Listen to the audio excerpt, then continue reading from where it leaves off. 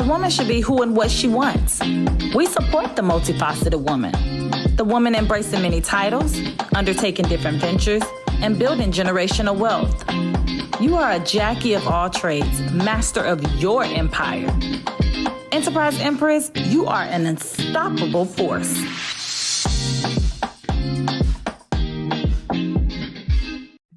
Welcome back, Empresses, and thank you for tuning in to a special episode of the Today's Jackie Show. I'm Sharon E. Coleman.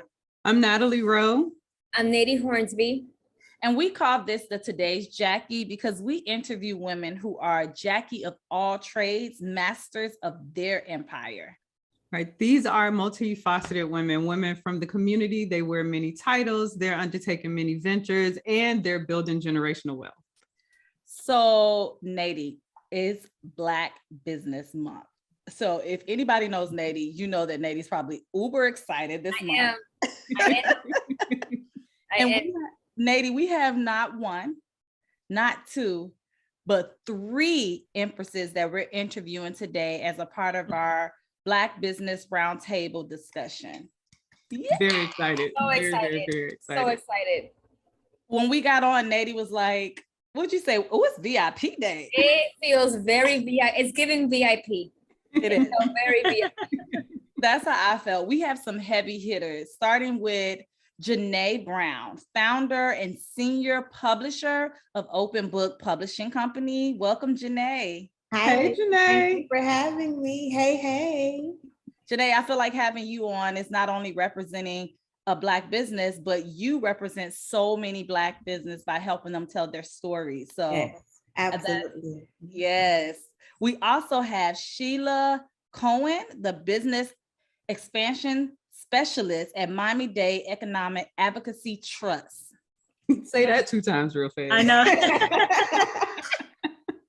Good evening, everyone. Thank you so much for having me. I just found out that Shelia, as well as the next guest that I'm about to introduce, and one of our producers, we're all sorority sisters.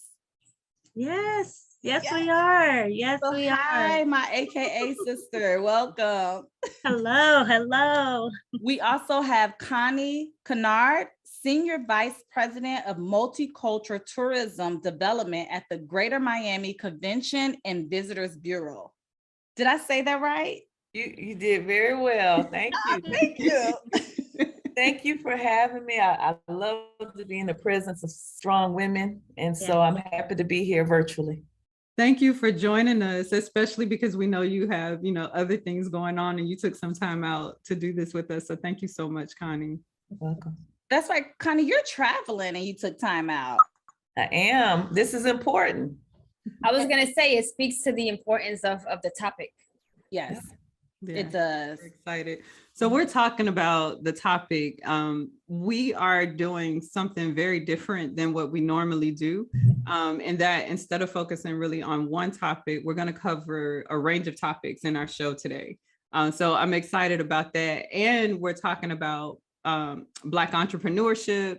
We're talking about Black-owned businesses. We're spotlighting a Black-owned business with the show today. So let's just jump in, guys. What do you think about that? Or ladies, since we have so many things we want to discuss, can we jump in with the game just to get us started? That's what I was gonna say. Let's do a game first, because I feel like the talk is gonna be like heavy and very informative. So let's start off with something light.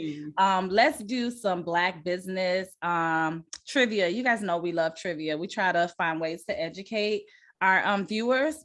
So we're going to start off with a game called Myth or Fact, okay? And don't feel bad. I had to learn some of these things. So this is for fun. It's, we're going to see if not only you guys know it, but an opportunity to help other people know, some Black business facts. So the first one, let's start with you, Natalie. Uh-oh. So tell me if this is a myth or a fact. The number one reason Black entrepreneurs are motivated to start a business is to increase their finances. Oh yeah, I think that's absolutely a fact. Really? Really? Because that's why I started. Oh, honestly, and that's why everybody I know that started. I didn't start for that. I think that there are a lot of people that start businesses that really are doing well financially in their corporate job or in their careers, but they are tired of not being their own boss. People not understanding it. So the truth is that the number one motivator for Black businesses is being their own boss, especially being in an environment where not always are you welcome or are you always feeling present or included. So the majority of Black small business owners decided to go into business for themselves because they are ready to become their own boss. 24% wanted to pursue their passion. 17% were inspired with a new business idea, and 17% were dissatisfied with corporate America. Black entrepreneurs are very happy as small business owners than when working for corporate America. I can see that. Yeah, I can see that too. And there's a ceiling when you're working for someone else. There's only so far that, you know, they may allow you to go depending upon the environment you're working in. So, and Shelia, that's really a lot of what the Miami-Dade Economic Advocacy Trust is about, correct? Correct. We actually try to provide resources and workshops, and just all of our small Black businesses, you know, their challenge is capital to even actually sometime to get started and maintain to be a business. So that's our thing there. They want to, yes, we get it, be your own boss, and this is what you want to do, but we provide them the tools and education and knowledge and development, if you will, to help them get started the right way. Good. And I know that we're still doing the game, but Natalie, it's just such a great opportunity to ask questions. So if it's okay if we merge it a little bit, because I do want to ask you, some of our viewers are not residents of Miami-Dade. So are there other organizations that are partners with the Economic Advocacy Trust in other states, or where would you advise them to go or look for these kind of resources in their state? Yeah, I would actually start with their community mayor's office chambers. Chambers are very helpful because Miami-Dade Economic Advocacy Trust, we actually focus on our businesses that are in the target urban areas of Miami-Dade County. We focus there, but definitely outside of state, I would, number one place, start with your chambers, your local chambers in your community. I'm glad you said that, because I hear women always ask Natalie and I, like, when they start their businesses, a lot of our friends say, hey, have you joined the chambers? Is it worth paying the fee? You know, how involved are you? So I'm glad you said that. So it is definitely a benefit to be a part of the chambers, specifically if you have a Black chambers to be a part of that. Absolutely. In your state. Absolutely. Janee, are you a part of chambers? No, I am not. I actually relocated right when I was about to join. I was thinking about joining. I relocated from Miami to Charlotte. So part of me was listening to Shelia, and I was like, dang, I wish I had my notepad, because I feel like she's gonna be dropping jewels that I'm gonna need. Well, listen, I take notes throughout the meeting, the show, so feel free to do that. Dang, why is it all the way over there? Well, that's okay, because we encourage our viewers and our guests to subscribe to Enterprise Empress. That way you can go to YouTube and listen to it again. So yeah, shameless plug since you brought it up, right? Okay, so let's go to the next myth or fact. Since we were already talking to Connie and she just kind of mentioned this, there are nearly 3 million Black-owned businesses in the USA. Is that for Shelia or Connie? I said Shelia, huh? Oh man, Connie. You said Connie. Did you mean? I said Connie. Yeah, let's do you, Connie. What do you think, Connie? Myth or fact? Fact. She is correct. Fact. Black-owned businesses. 300 million. Is that what you said, Sharon? No, 3 million. No, not 300. 3 million. Oh, 3 million. Yeah. I was gonna say, my God, but that's still a great number, though. I thought it'd be higher. Right. I was gonna say, depends on out of the ratio. That is a good number, but it depends on how many businesses are in the USA. So Yeah. Very true. Black-owned businesses with no employees in the United States increased to 19.2% between 2012 and 2017. That's totaling close to about 3 million Black firms. Businesses with no employees refer to non-employer firms. For example, sole proprietorship, partnerships with no paid employees. That number has since increased since 2020 and the pandemic. So basically what we're saying is it is good that there are Black businesses being started, but how can we get them to a level where they are offering jobs for more residents in their community? So being that we just asked that, let's go ahead to that question. Connie or Shelia, how can they bring? Well, I'll answer that, and it kind of, I guess, ties in with some of the initiatives that we both do, but one at the Convention Bureau, because in Miami, tourism is our #1 industry. Right. And so, part of our goal is not just to promote the destination, it is to also help those businesses in our destination that make it diverse and make it be what it is. And so because of that, we have a program called Tourism Business Enhancement. And what we do is we collaborate with chambers and entities for training. For us, it's more for those businesses that directly touch tourism, or even indirectly, because there are some businesses that want to be in tourism, but they don't know that they can be.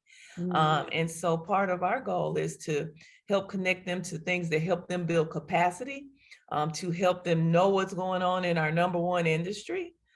So those are some things that we do as an organization within the realm of our mission. And so I encourage anybody listening, if they have a business or in an organization, that the economic piece of this is important. If there's a way that they can help small businesses, medium-sized businesses, women-owned, do that. We're doing it in the way that we can within our company. Right, and the same, I'm sorry, and I was just gonna add on to with Connie, the same here with Miami-Dade Economic Advocacy Trust. We actually on monthly host various workshops. So we put information out, and we have various speakers to come out, Black-owned from their companies as well.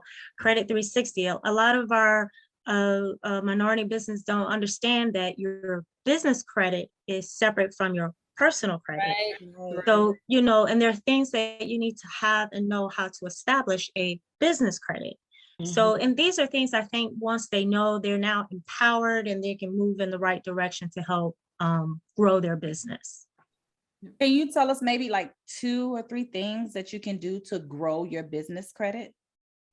One, and I definitely should have him on the show. I'm giving him a plug now. Credit 360, Mr. Andre Coakley. That's my cousin. Oh, it is. Andre's my cousin. So Natalie, we need to meet with Andre. He is phenomenal. And actually we've had him to attend our workshops. And, one is when you're starting your business credit, that you have to be mindful of the information that's being put out there. So case in point, if your business, you want to, let's say, get a cell phone, and as they're putting your information in the cell phone, you don't want them, the vendor, to just say, oh, Shelia Cohen, okay, just sporadically putting information in. Be specific, because when you go to the bank and now you want to apply for a small business loan and they run, your background and your business, that AT&T, whomever that started your phone, they could have simply put you are a nail tech. Well, no, you actually own the nail tech salon. Oh, wow. So these are things that you have to be mindful. We just want to jump in, do it quick, and that's it. But be specific when you go in to start getting any kind of tools, machines, office material, and you're starting a credit card or anything with a business. Make sure that you put all of your specifics about your business. So that really taught me a lesson. As aside as a consultant, I'm just going in and applying for a card or picking up a phone. I don't go into detail about my business when they're filling out the information. So that was one tidbit that I think that across the board helped a lot. Yeah, so you got to kind of slow down and pay attention to the details. Exactly. Wow. Okay. I know our producer is like, what is Sharon doing? This is supposed to be the game. We don't turn this into the Oh. question. So, but that's okay. They rock with us. So. Okay, so the next, I think we're on the third question. Yeah. So Janee, Yes, Black ma'am. business is a small business in the Absolutely. USA. Myth or fact? Myth. Yes. Minority-owned businesses bring in 1.3 trillion in annual receipts. Yes, absolutely. We are doing it these days, ladies. Yes. I was Brings- like, absolutely brings not. to mind the reason I really despise the term small business. I just don't think that there's anything small about the effort that goes into building something that only you see. Right.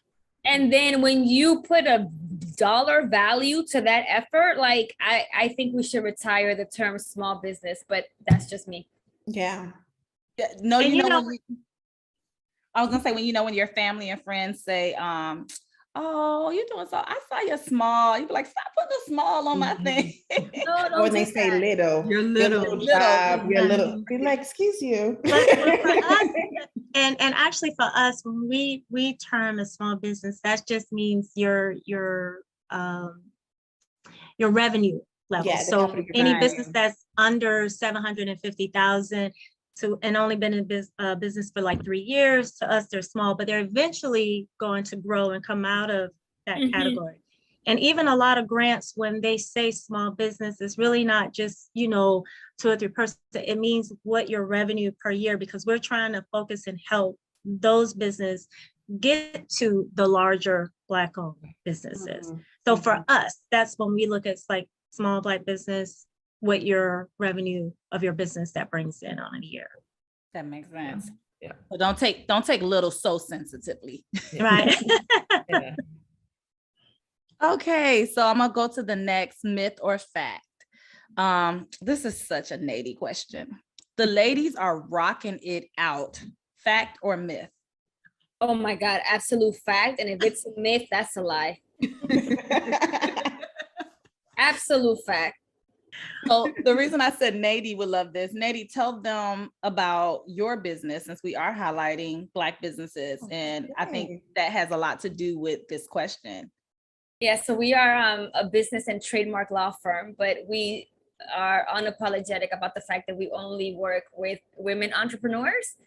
So I get to see how women are out here building amazing things every day, and how we are contributing to society and the economy in very real and tangible ways.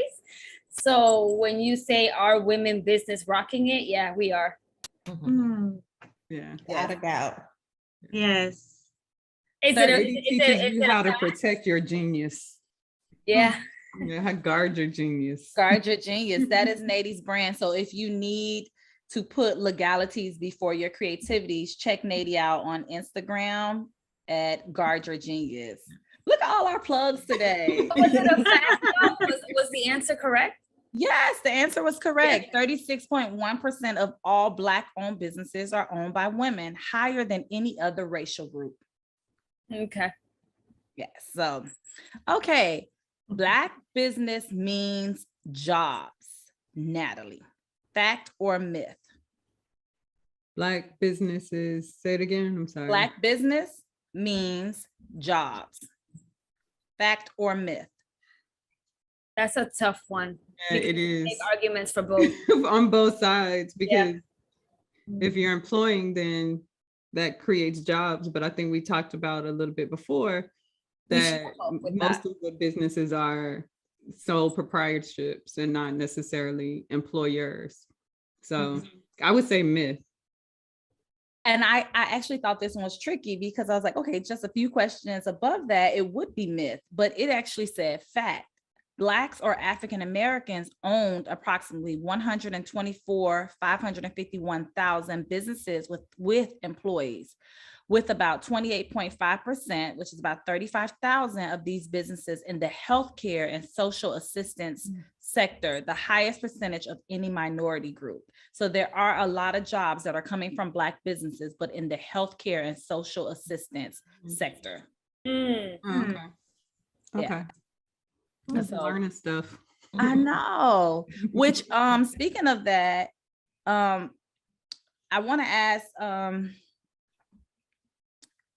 Janee, I wanted to ask you about that because you help a lot of small Black businesses tell their stories through publishing. Do you hear a lot of stories that have to do with healthcare, that have to do with like just that social assistance? Because I know a lot of people like to do fiction, or you like to do kind of like the poverty level of communities, but to talk about the health part, is that something that you see a lot of when telling their stories through literacy? So believe it or not, mental health, yes. Physical health, not so much, but there is a big boom in mental health is what I'm seeing, especially in the Black community. We are concerned about each other's well-beings and then communicating a way to dismiss, if you will, the stigmas around you can't go to talk to someone, or you need to keep everything in the family. And I also find that entrepreneurs need mental health support in a different kind of way. I think for a very long time, we talked about mental health in the Black community. It was acknowledging that you can have anxiety, but that looks very different when you become a business owner. The stress looks very different professionally than it does personally. So I do see a rise specifically in mental health. You mean within the entrepreneur community? That's very Absolutely. I do. Not so much the physical health, but when I sat and thought about a mental health, and believe it or not, even nutrition, I think we're starting to, when we think about physical health, we often think about like diseases, if you will, or ailments. But I think a lot of people are putting intentionality around getting fit and getting healthy and getting lean and summertime fine and all those types of things. So yeah, I do see health being a big one for sure. And what I hear you saying, since Shelia talks about business expansion, is that there's an open market for someone to tell our stories in healthcare and social assistance. Absolutely. Absolutely. Especially on the nonfiction side, for sure. Right. But that's another thing with entrepreneurship, is helping us identify where we should pivot our business so that we can grow it. Because sometimes the way we started it, the market might open where we can pivot the business to be able to generate more money in one area where we thought we were going to go in another area. Absolutely. Connie, I'm sure Connie or Shelia, if you have any, feedback on that, how a person can pivot their business, especially like you were talking about in Miami. Yeah, definitely. I mean, I guess when you say pivot, that can mean a lot of things. And I think we all have learned that, we have to be ready for change in the market, change that we don't have control of. And so, I think as businesses, we all have to be prepared to do that. And I think that's, going back to what are some things that a business can do to grow. One is we know how to function somewhat in the good times, what you have to do, but you have to prepare for the bad times before the bad times get here. So I think, businesses can really work on what is that alternate plan? What if, you have to close the doors physically to your service or your building? What does that look like for you? How can you still function and make money various ways, so that there's no one way, depending on your business, there's no one way to get all your revenue. You maybe have a couple of different ways. So I think that businesses really need to look at that even more. We all, probably several businesses didn't make the pandemic. Some had to close, some, but those that were able to survive, or those that can come back, that should be part of their plan. Right. How can a business know which industries have the most opportunity for revenue generation in their state or city? I can, Shelia, you go, and then I might piggyback. One, I would say, right now, for example, crypto. We all know that's coming in, and trust me, I'm still trying to learn it, engage myself with it. So whenever there is a a change in the way we're doing business, fund transactions, we have to be prepared for that. And I think when you get wind of it, like right now, crypto, our businesses need to tap into that because it's coming. And you want to make sure that your business is ready to be part of that change. So you can be in the know, as if you will. And that alone is with development and continuing to help your business grow. Because believe it or not, when you don't know or you shy away from it, I think that's the time when your business really then start losing its focus. And then it's trying to pivot, it will be a challenge. Yeah. So I would definitely say when something's new, you're getting wind of it, learn more about it, see how your business can grow and be a part of that change that's happening. Mm-hmm. And I think what I hear you say though is that entrepreneurs need to be intentional about looking for this information and becoming knowledgeable about what new trends are coming out. Absolutely. And when you hear about it, again, through the chambers or social media, when you hear the buzz of workshops or this is happening, it doesn't hurt to go and just be a part of the workshop. Again, I'm putting the plug, Miami-Dade Economic Advocacy Trust. That's what we do. We had a presenter to come in and talk to these businesses about crypto, what's happening, how it's coming. So whenever you hear, just take time, you're investing in your business. So when you let these, different sessions pass you by and it's like, oh, I'm not interested in that, I got to make this dollar here. Well, that $5 or $10 you're making in the next few months, that can be $500 to you if you're in that room knowing, the business, what the change is coming. So Shelia, you mentioned the different workshops and sessions that the trust offers. How do people learn about those?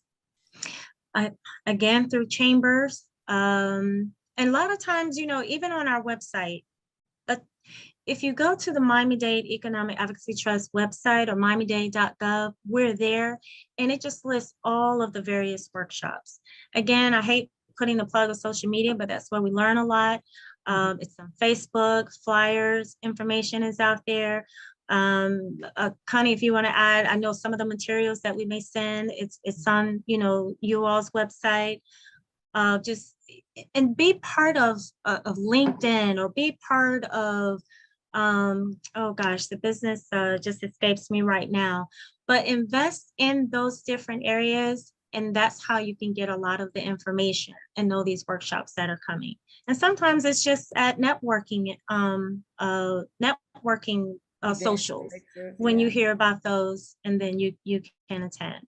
Right. Mm-hmm.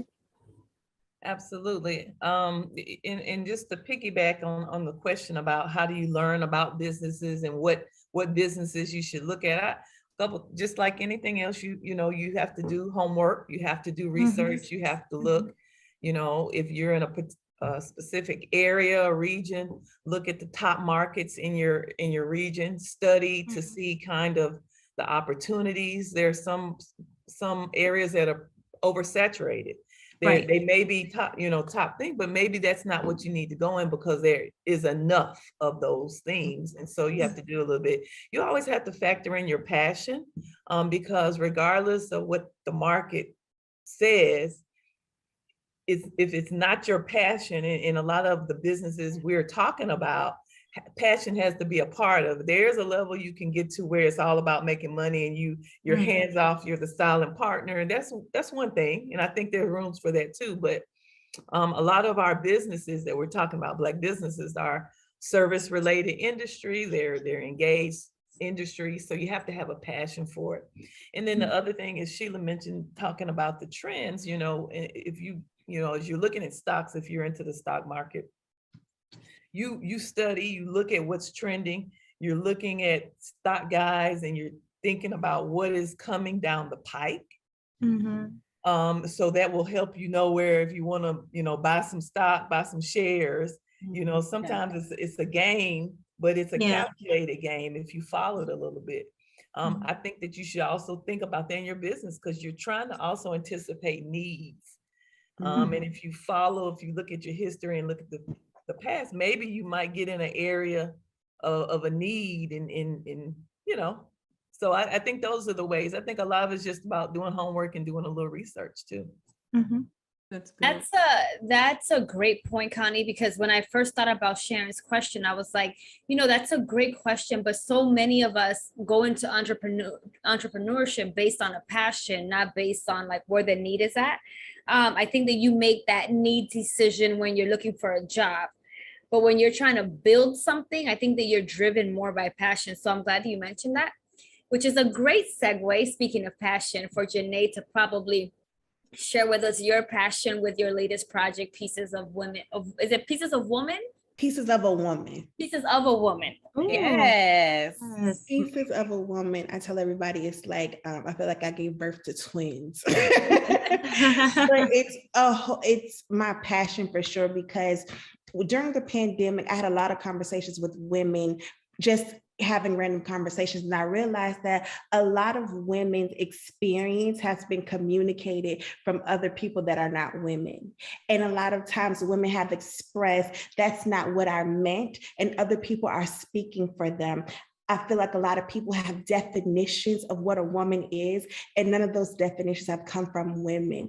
I feel like even within the group of women, we have said, well, you're a woman, you're a lady, you're a girl, right? And so I think it's important for us to find unity as women, but I also think it's important for us to communicate our own stories. I think it's important primarily because stories impact culture, right? And so 20 years from now, when your children are in American history, right, they're only going to be told what is published. So I think it's important for women to be a part of those conversations so that what is published and what is documented will influence culture, and you had a part in that, not someone speaking for you. So that's where Pieces of a Woman has come about. It is a short story collection of womanhood stories. So it features 8 to 10 women. We're working on volume 2 now. Say a prayer for me. And it will feature 8 to 10 women in various categories, from various creeds, various nationalities, various sexuality, just a variety of women and their stories, all coming together to display the pieces of a woman. Wow. Well, I love that. Thank you. That's amazing. Thank you. I think what was one of the things to me that was key about what you said is that what's published is what our kids will learn about, or our grandkids will learn about, right? And that's something that we've all experienced in school. We learned what was in the history book. Yeah. Right. It wasn't necessarily a complete telling. It's never a complete telling. And they supplement. So I have a background in education. And so you supplement with literature, right? So in your class, there's like assigned books. But again, if those books are written from a man talking about an Asian girl, it's very skewed. It's very skewed, but this is like what the men in charge of like the laws that govern our bodies, something exactly. Yeah. And it's everybody but us saying what is needed for us, right? And so I think it's important for, if you are going to communicate a woman's experience, it should come from a woman, or you should at bare minimum have some intel of what women are experiencing, not just Can you survey us at least when you talk about it? Bare minimum. A focus group, right, Neidy? We need a focus group before you speak on our behalf. What I love about what you said today, though, is that it puts the burden on us to tell our stories, right? You're saying, listen, if you want, the firsthand account of this, you need to be part of the process. Absolutely. What I come to realize is that there was a time where the only people who were allowed to publish and tell the story and communicate culture were rich, white, elite men. Right? And that has dictated how we have moved as a country and really as a nation, as worldwide, right? And now anybody can be an author, right? Anybody can write a book, upload it on Amazon, and you can become an author. And so I almost feel like it's the responsibility, right? For us to now make an impact into culture and make sure that the narrative is being told correctly. So at this point, I feel like it's your responsibility. That's what passion sounds like. Yeah. My mom would always say, anything done without eagerness, you find truly troublesome and tedious. So passion is very important for you to enjoy life. Janee, I don't want to move on before we give you a chance after all of that to tell our viewers, how can they get this book? Okay, so you can go on Open Book Publishing's website. It's www.obpublishing.com/POW, or you can go to Amazon and search Pieces of a Woman. You might have to put a short story collection of womanhood stories, but Pieces of a Woman on Amazon, and you can order your copy and get there in 2 days to all my Amazon primers. Amazon Prime. And on social media, just in case they didn't get all that information. Yes, so you can follow me at MSJANEEB, Miss Janee B, on all things, or you can follow Open Book Publishing at OB_publishing, O and B as in book, _ publishing. Good. Thank you. And Janee, one of the reasons we wanted you here at the same time as Shelia and Connie was because we felt like, to celebrate Black entrepreneurship, you represent not only a Black business, but you represent so many voices that also have Black businesses. And so it was like, we're getting, like, in this case, you said how many women? Volume 2 has 10, we're working on 8 to 10 women. 8 to 10 women. And then volume 1 has how many? It had 6. So that's 16 business owners just with you being on this call. Plus her. Plus you. Right. So that's 17 right there just by having you a part of this round table talk, which takes us into another question. Why is it important for there to be a Black Business Month? And why is it necessary for us to celebrate that? I think it's necessary because we weren't always allowed to. At this point, I think there's a lot of things we should just do because we can. Like seriously, I think you should do it because you can. And so I think that we should take ownership in celebrating our progress. And I believe in celebration, it brings forth awareness. I believe that when you start to celebrate and see all these people doing it, it inspires and it triggers people to really get in touch with themselves and say, what am I passionate about to this capacity that I'm willing to do whatever it takes to do it? And I think through celebration, people are able to see that, and it inspires other people. So it's something that should be celebrated 365 because we can, but also, of course, May honor is what's due in August. Yeah, I like it. So Shelia, the Miami-Dade Economic Advocacy Trust, how are you all celebrating a Black owned business month? Oh my gosh. Okay, you all ready? Get to pen and paper because there's a lot going on the month of August. No, I'm really writing this down. Well, first off, even to kick off on August 2nd, we're going to have a display of some of our famous Black entrepreneurs in the lobby at the 111 downtown building. It will be up that day. By 3 o'clock, it would have to come down. So that information is out. And again, everything that I'm sharing with you is on our site at miamidade.gov/Economic Advocacy Trust. We're going to have a kickoff on Thursday from 6 to 9 at the Urban. That's Thursday, August 4th at the Urban. We're inviting, and again, those chambers will be out there, all of our organizations. Greater Miami Connie's organization will be out there. We're going to have various music. And we're just really putting all this information and again, as Janee has said, awareness to our community to come out and just see some of our Black businesses that are right here and local. That next week, we're going to touch our youth.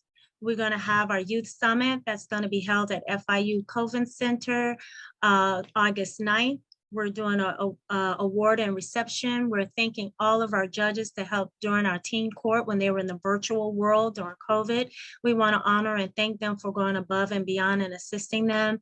The actual summit itself with all of our youth that are coming out, participating, and again, various workshops. We have Black entrepreneurs that are going to be there talking about business, getting our young people ready and prepared, because they're going to think it early. So we want to provide them with the tools and education on how they can get started. Our guest speaker on that day will be Mr. Isaiah Thomas. He'll be joining to talk to our youth. So we're excited about that. Dr. Perry, we're going to do a fire chat side. And I'm not sure if you all heard of this place. It's called Ampersand. That's in North Miami. It's a really nice venue. We're just going to have him come out and, just share about his book. And that is about disparity with, Black homes and a lot of us, why are we not purchasing homes and the challenges that we're facing in housing. So he's going to share and talk about that. And then every Wednesday following that, we're going to host these workshops that I've been sharing with you all. And again, yes, Mr. Andre Coakley will be out there, Credit 360. We're going to have folks coming out talking about website. We're going to have folks coming out talking about branding and marketing. How do you get the awareness about your business? And then showing them how, and I think it was Natalie, you mentioned about legality before creativity. Mm-hmm. A lot of us don't know that. Let's start the legal side of our personal business first. Make sure we have registered in some biz. Make sure we have our business account so we're not putting our business money in with our personal funds, and hire an accountant. We love our relatives and close friends, yes, but get an accountant that, is nonpartisan from you, that will keep you straight and have your records, financial statements straight. So these are different workshops that we're going to host every Wednesday, starting from the 17th, 24th. And by the way, we do have 360, not Credit 360. There is another organization. I'm so sorry, it just escapes me right now, but she will come and help a lot of our businesses grow and then market next into our targets, if you will, our Walmarts, these various stores. So she's going to come in and show them how to go through these different phases to get them where their products can be launched in those different stores. So a lot's going to be happening.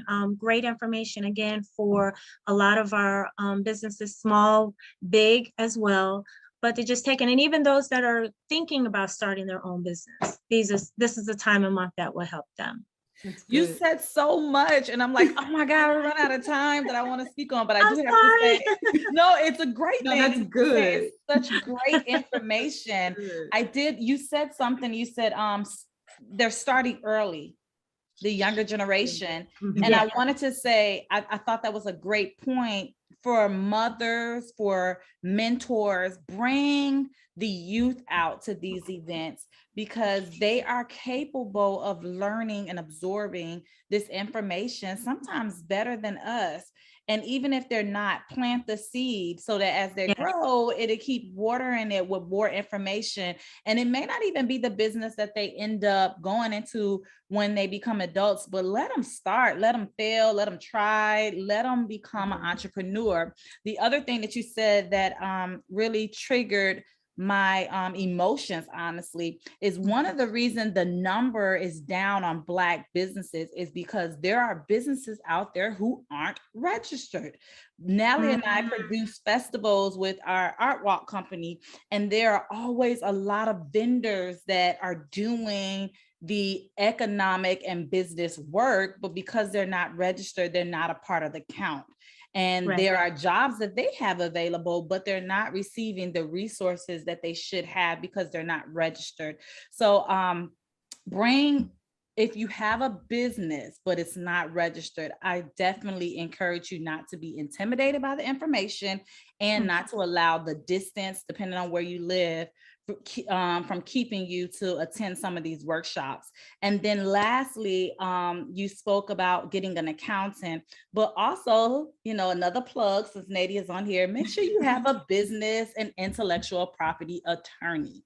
Those are the key Yes. things. Mhm. You want an accountant, you want a financial advisor, but you want also an attorney on your team. And that sometimes includes with your accountant having a tax professional.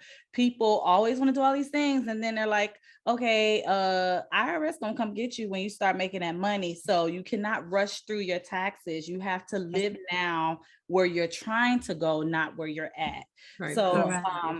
today was so informative, and there's so much more. And I remember Curate 360. That's the name of the Curate company. 360. Curate 360. So we have a lot of social media handles we need to follow. One last question, because I know they said we had to leave, but I wanted this for Connie, because you work with the Greater Miami Convention and Tourism and Visitors Bureau. Why is it important for other races to celebrate Black businesses during this month? Well, there could be layers to that question. But you know, number one, money is green. Number two, if diversity is important as the world is saying it is now, all races, but races that are not, Black and brown or women and want to do something to support, this is the way that you can do it. This is the way you can help the economic benefit. You can engage, you can get to know people by doing business, going into communities and neighborhoods where these businesses are, and just supporting. It's important. There's good quality products, good quality service.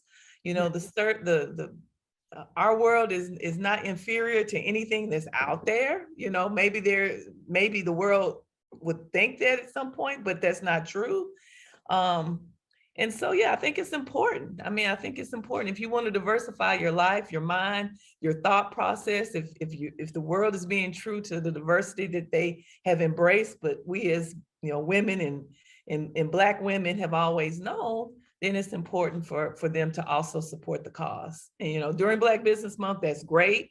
Black History Month is great. Juneteenth is great, but 365 is how this really should be. And I think Black Business Month is just a way to kind of highlight it and put that spotlight on it, but it shouldn't go away.